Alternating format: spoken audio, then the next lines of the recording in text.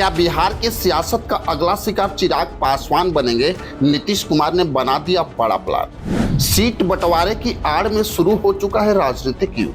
हर चाल में अस्तित्व की लड़ाई। बिहार की राजनीति में नीतीश कुमार करेंगे ऐसा वार कि चिराग पासवान चारों तरफ से घिर जाएंगे। वैसे तो बिहार की राजनीति इस वक्त एक खुला मैदान बन चुकी है, जहां सिर्फ बयानबाजी नहीं बल्कि चालें भी चली जा रही है और इस खेल के सबसे बड़े खिलाड़ी हैं नीतीश कुमार। वैसे तो चिराग पासवान, जो खुद को एनडीए का चमकता चेहरा मानते हैं, उन्हें इस वक्त सबसे ज्यादा टारगेट किया जा रहा है, क्योंकि सीट बंटवारे की जंग अब सिर्फ एक औपचारिकता नहीं बल्कि अब सीधा पॉलिटिकल वार बन चुकी है। वैसे अगर देखा जाए तो राजद, कांग्रेस और बाकी दल पहले सीटों का ऐलान करने की तैयारी में है और ठीक इसी के बाद एनडीए अपनी रणनीति पेश करेगी। सुनने में ये भले ही सबको सामान्य लगे, लेकिन असल में ये वार है सीधा चिराग पासवान, उपेंद्र कुशवाहा और जीतनराम मांझी पे, क्योंकि नीतीश कुमार और उनकी पार्टी को पूरा भरोसा है अगर महागठबंधन पहले चाल चलेगा तो एनडीए के छोटे छोटे दल दबाव में आ जाएंगे और भाजपा मजबूरी में नीतीश कुमार के हर प्लान को मानेगी। ये रणनीति किसी सामान्य बातचीत का नतीजा नहीं बल्कि महीनों से रची गई चाल है। चिराग पासवान के लिए ये जंग और भी मुश्किल होगी, क्योंकि पिछली बार के चुनाव में उन्होंने जो जोखिम उठाया उसका नतीजा सबने देखा। पार्टी टूट गई, विधायक छिन गए, घर दफ्तर सब खो दिया। वो अकेले लड़ने की कीमत चुका चुके हैं। लेकिन राजनीति में समय ही सबसे बड़ा हथियार होता है और प्रधानमंत्री मोदी और अमित शाह ने भी ये बातें साबित की कि उन्होंने चिराग पासवान को फिर से खड़ा किया है। जहां चिराग पासवान के पास 5 सांसद और केंद्रीय मंत्री खुद हैं, अब सवाल तो ये उठ रहा है क्या चिराग पासवान इस बार भी जोखिम उठाएंगे? क्योंकि नीतीश कुमार जानते हैं कि अगर उन्होंने चिराग पासवान को किनारे किया तो उनके पास ज्यादा विकल्प नहीं बचेंगे।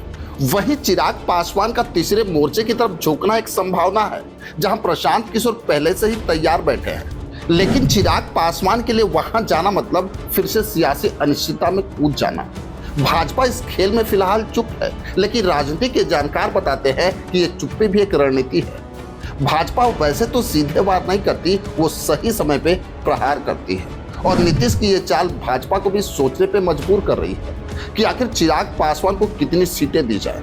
उधर अगर देखें तो तेजस्वी यादव की चाल साफ है, पहले सीटों का बंटवारा कर दे ताकि एनडीए में अफरा तफरी मच जाए और ये अफरा तफरी सीधे एनडीए के छोटे दलों को कमजोर करेगा।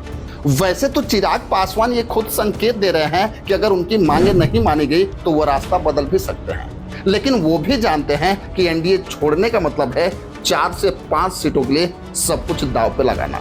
और फिलहाल अगर देखा जाए तो उनके पास सत्ता, पद और प्रतिष्ठा तीनों है, जिसे खोना उनके लिए बड़ा झटका होगा। वहीं राजनीतिक युद्ध में यह सच है कि हर वार का जवाब तुरंत नहीं दिया जाता। कभी कभी वार को सह के भी सामने वाला खिलाड़ी अगले मौके का इंतजार करता है। चिराग पासवान के लिए भी ये समय वैसा ही है, या तो वो नीतीश कुमार के प्लान में फंसेंगे या फिर आखिरी वक्त पे पलटवार करेंगे। वैसे अगर देखा जाए तो प्रधानमंत्री मोदी और अमित शाह का रोल इस पूरे राजनीतिक युद्ध में सबसे रहस्यमयी है। क्या वो नीतीश कुमार के साथ हैं या फिर सही वक्त पे चिराग पासवान के पक्ष में खड़े हो जाएंगे, ये कोई नहीं जानता। लेकिन इतना तो तय है कि आने वाले दिनों में एनडीए के भीतर सीट बंटवारे की जंग बिहार की राजनीति को हिला के रख देगी। वैसे तो अगस्त का आखिरी हफ्ता और सितंबर का पहला हफ्ता ये वही समय होगा जब असली हमला होगा और एनडीए सीटों का ऐलान करेगी। वैसे तो महागठबंधन पहले ही अपना काम कर चुका होगा और छोटे छोटे दलों के पास समय नहीं बचेगा।